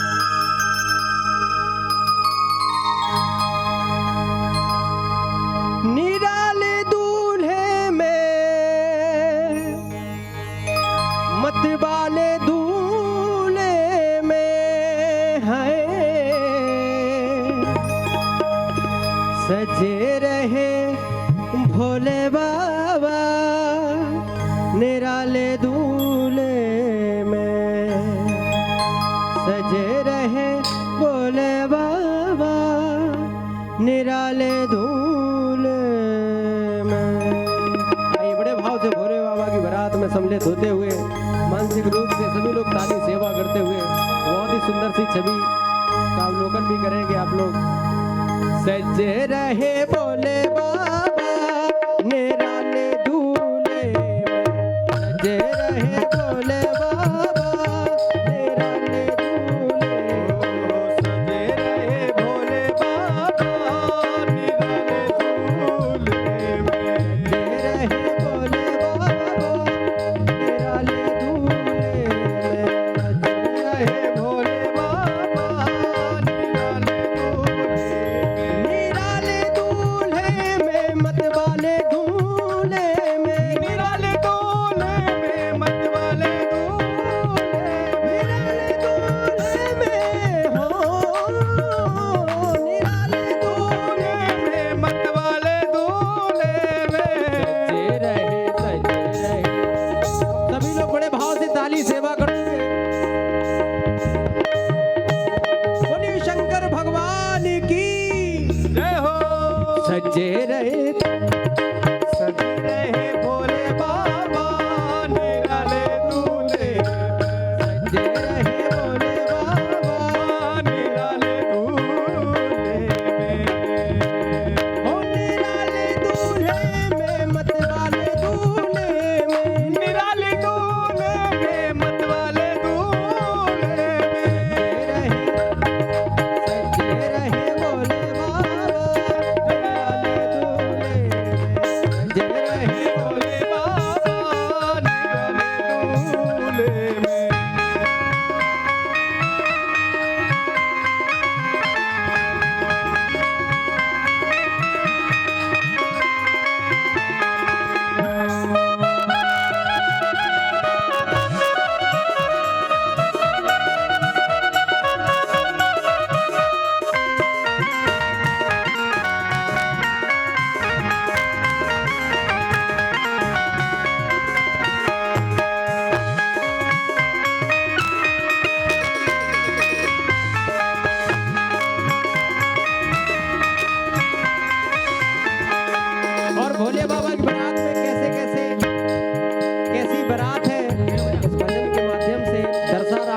लोग बड़े ही आनंदित होते हुए ताली बजाते हुए बड़े भाव से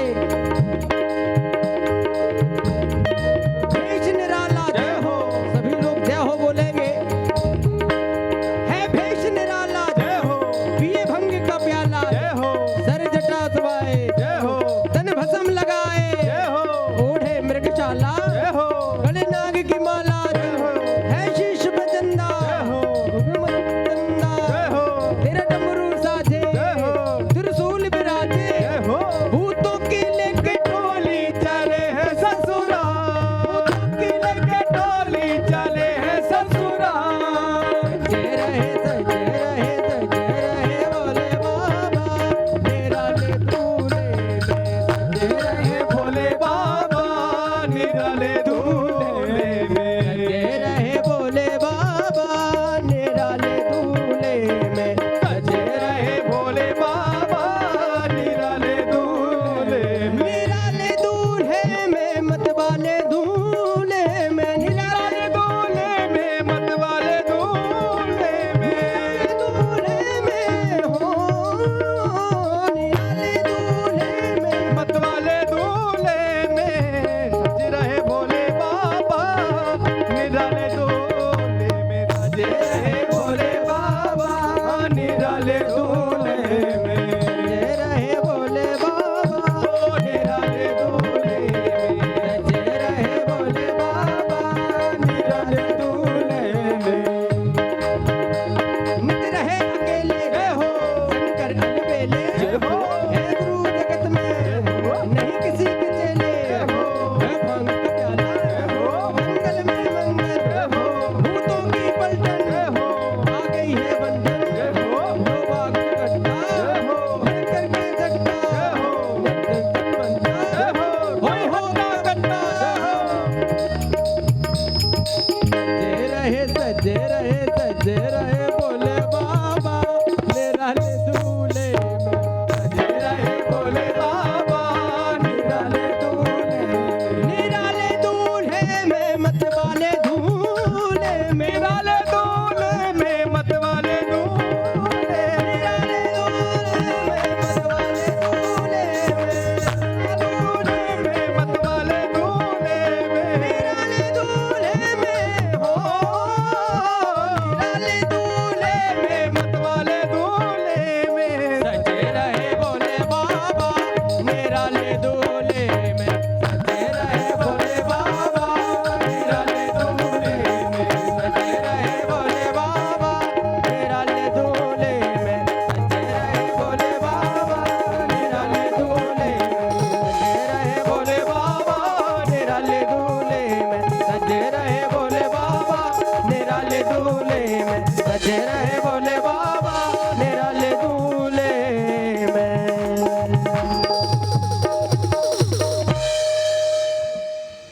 बोल शंकर भगवान की जय। आज इस प्रकार महाराज उनका पाणी ग्रहण संस्कार हुआ है। सभी भक्तों ने आज उनका पूजन किया है। जो लोग पूजन करना चाहते हैं आ जाएं और केवल 2-4 मिनट का ही समय आपको है। पूजन जिसको करना कर ले, उसके बाद आरती और प्रसाद लेकर के ही आप लोग अपने घर की ओर प्रस्थान करेंगे। पुनः बता दें, कल 2 बजे से कथा प्रारंभ होगी, 5:30 बजे तक कथा का समय है। आप लोग अधिक से अधिक संख्या में आएं और इस अमृत रस का आनंद लें।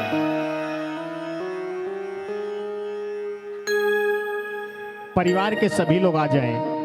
ये न सोचे कि हमको नहीं बुलाया जा रहा है। परिवार के तो सभी आए और जो श्रोता आए हैं उनका इच्छा है तो आ जाएं, नहीं तो बैठ के कथा सुने। परिवार के तो सभी आकर के इनका पूजन अवश्य करें।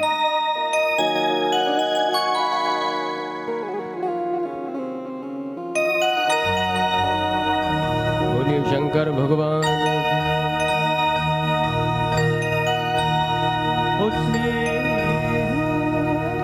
श्री चंद्र भोलेश्वर त्रिनेत्र नयन को पहनाओ बरमा हो बरा हो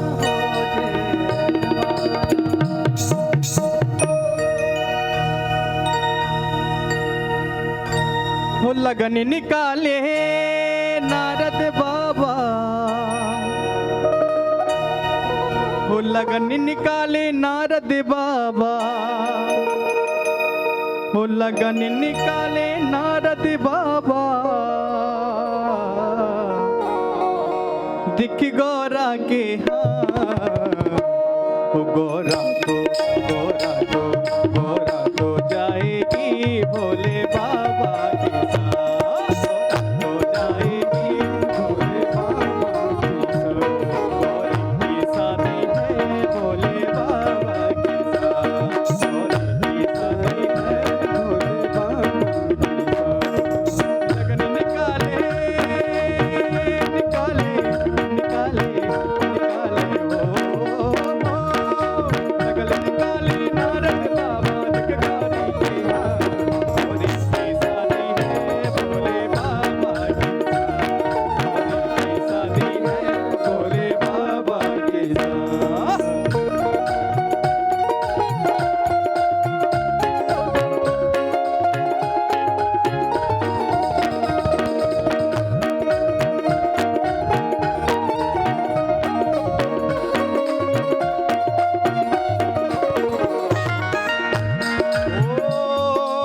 मुश्किल से तोला हुए हैं राजी, बीच में माने ना गौरा की मारी, बीच में माने ना गौरा की मारी, बीच में माने ना गौरा की मारी, बीच में माने ना गौरा की मारी। ओ मेरी बेटी कभी न देगी, मेरी बेटी कभी न देगी सबके हाथ में हाथ।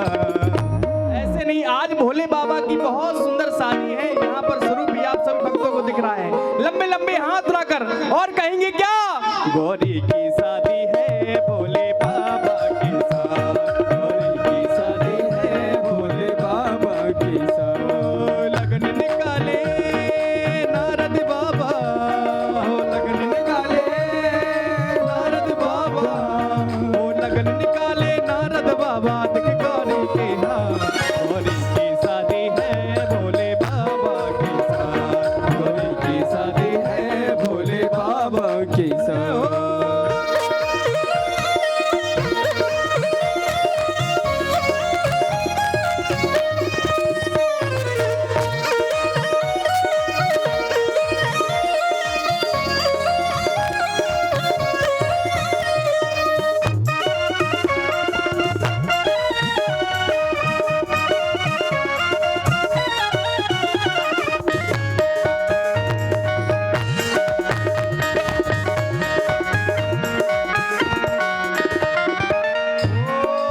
जीवन भर गौरी भांग पिसेगी, जीवन भर गौरी भांग पिसेगी, फूटी किस्मत पे माँ को रोसेगी, फूटी किस्मत पे अपनी माँ को रोसेगी।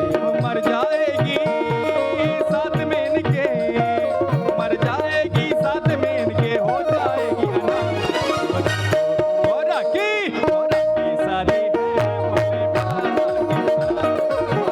शादी है भोले बाबा के साथ, लगन निकाले नारद बाबा, लगन निकाले नारद बाबा। ऐसे नहीं, सभी भक्त दोनों हाथ उठाकर और गाएंगे, ओ गौरा की शादी है भोले बाबा के साथ, गौरा की शादी है भोले बाबा के साथ, गौरा की शादी है भोले बाबा के साथ, गौरा को जाई है भोले बाबा, भोले बाबा, भोले बाबा के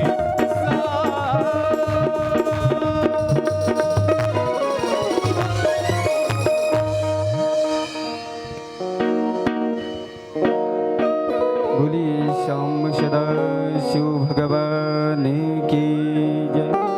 अब सभी अपने यथास्थान से खड़े होकर के श्याम सदा शिव भगवान की मंगलमयी आरती का गायन करेंगे।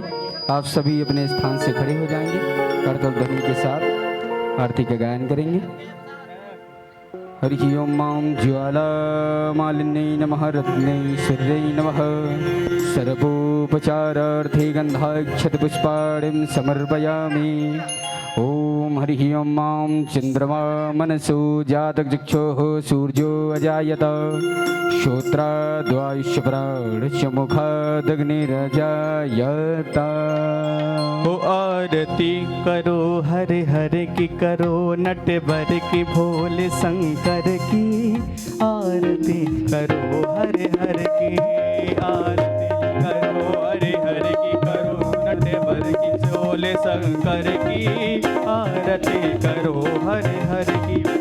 ओम नमः शिवाय ओम नमः शिवाय ओम नमः शिवाय ओम नमः शिवाय ओम नमः शिवाय ओम नमः शिवाय ओम नमः शिवाय ओम नमः शिवाय। आरती करो हरे हरे की करो नटवर की भोले शंकर की आरती करो हरे हरे की आरती करो हरि हरि की करो शंकर की करो नटवर की आरती करो हरि हरि की।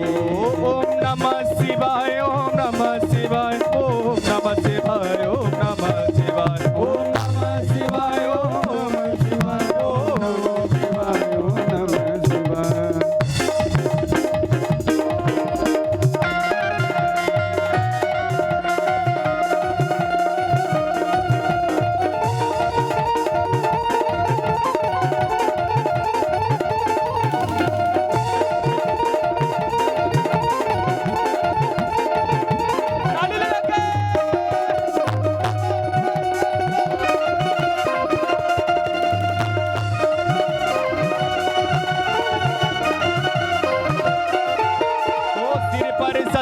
मुकुट सवारे तारों की पायल झनकारे तारों की पायल झनकारे तारों की पायल झनकारे।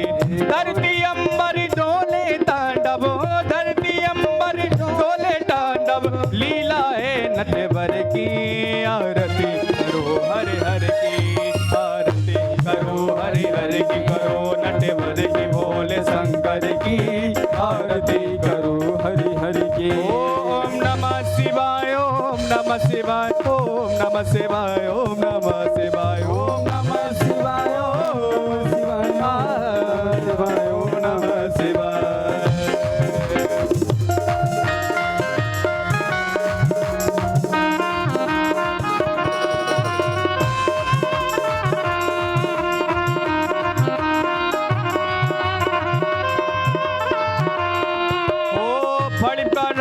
पहनने वाले फल का हार पहनने वाले शंभु है जग के रखवाले शंभु है जग के रखवाले शंभु है जग के रखवाले।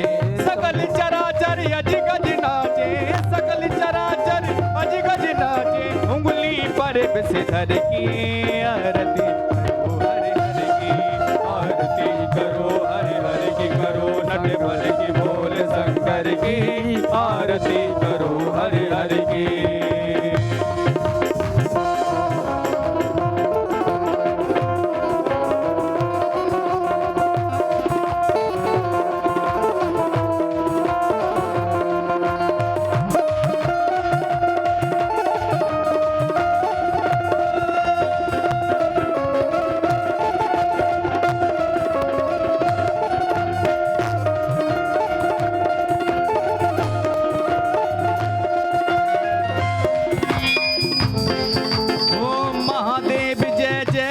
शंकर जय गंगाधर जय डमरूधर जय गंगाधर जय डमरूधर जय गंगाधर जय डमरू। हाँ हे देवों के देव मिटाओ हे देवों के देव मिटाओ तुम भी पिता घर घर की आरती करो आरती करो शंकर की करो हर हर की भोले शंकर की आरती करो शंकर की।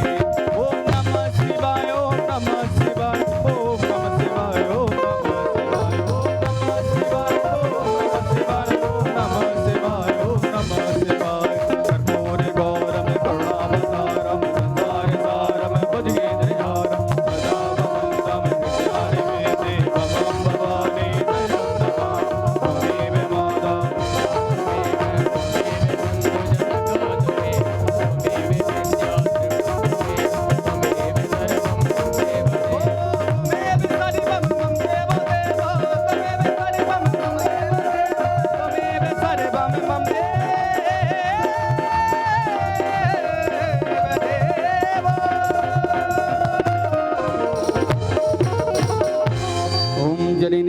गणम मंत्रे देवा हि पुष्पे वंदनम देवहु शांतिरेंद्र जगुं शांति पृथ्वी शांतिराप शांतिरोगदेह शांति पंचदश शांति विश्वे देवा शांति ब्रह्मा शांति सर्वगुण शांति शांतिरेव शांति श्याम शांतिरेधिः। सभी लोग हाथ जोड़ करके मंत्र पुष्पांजलि करेंगे। ओम हरि ओम मां जदने जनेन जन्मय जन्त देवास्तानि धर्माणि प्रथमान्यासन्नाते हना